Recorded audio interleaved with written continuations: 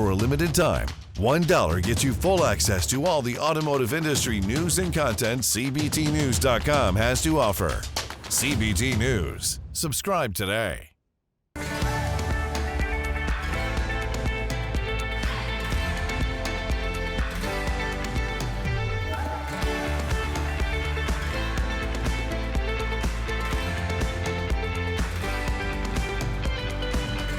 Welcome to CBT News with Bridget Fitzpatrick.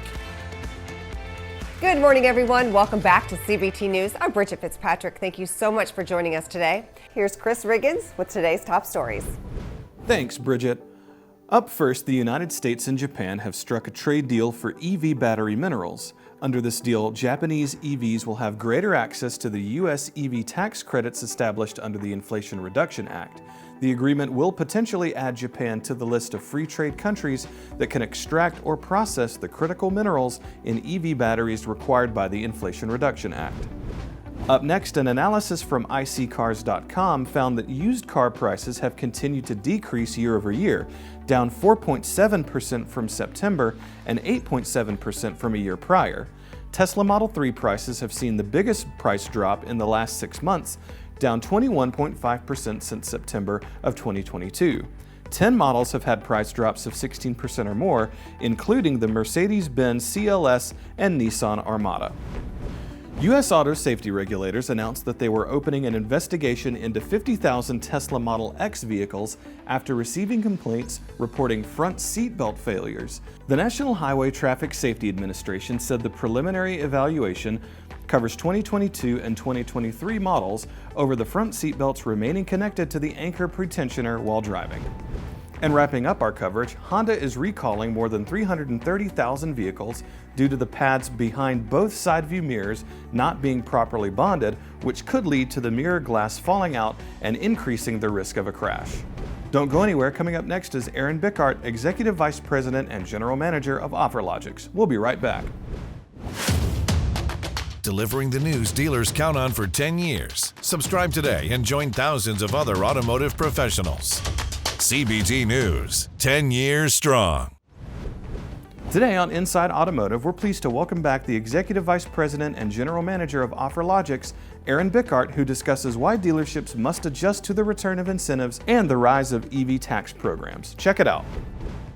You seem to power most Tier 3 dealerships through your channel partners, and with inventory returning, what do we see going on in terms of rebates, incentives, and from the OEMs? Because now we turn on the TV and we'll see $11,000 off a Ram truck. It's like, those days didn't last long. Yeah, well, inventory's coming back. Yeah, especially for Stellantis. Inventory. I mean, Stellantis has a lot of great lease offers. On the Wagoneer and all the way down to the Cherokee. Right. They're doing great things. Nissan has incredible offers too. I mean, they're offering 18-month leases now.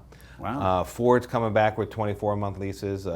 You actually see a lot of rebates and incentives. I mean, it's fun being where I sit. Sure. Because I can see all these things in real time. Yeah. I mean, you'd be surprised the reactive mode of some of these OEMs as well as proactive. Yeah. But they're for sure, our leasing is coming back. Okay. I said that at NEDA, sitting at your booth. You did. But the rebates and incentives, OEMs are starting to advertise. But I tell you, the big thing that we're seeing in the marketplace is the EV stuff. So I think everyone's trying to get their hands around it, right. and try to figure out exactly where the tax credits are. That's right. For federal versus as well as state, which is a nightmare, right? Yeah. Yeah. Well, but not for you. Well, no one understands it. That's right. But we understand it Right. at OfferLogix, and one of the things that we've stood up right before NEDA, which has actually been a great endpoint for us, or an API for us, and we're getting calls from all over the United States, actually as well as Canada, but we don't have an API for Canada, even though we should create one. Okay.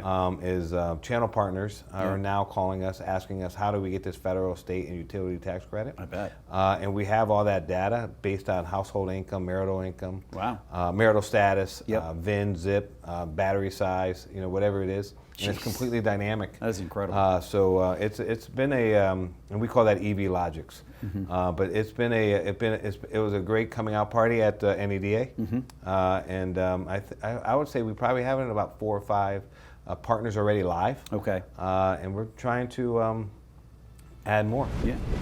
All right, be sure to watch this interview in its entirety right here at CBTnews.com. That wraps up our show for today, but we invite you to join us back here again tomorrow morning for all the latest news and trends impacting the retail automotive industry. And be sure to follow us on TikTok, LinkedIn, Facebook, and Twitter. I'm Bridget Fitzpatrick. Thanks for watching and have a great day. CBT News, your #1 resource for auto industry news and content.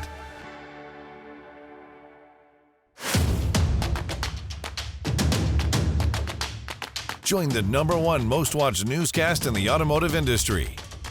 CBT News. Subscribe today.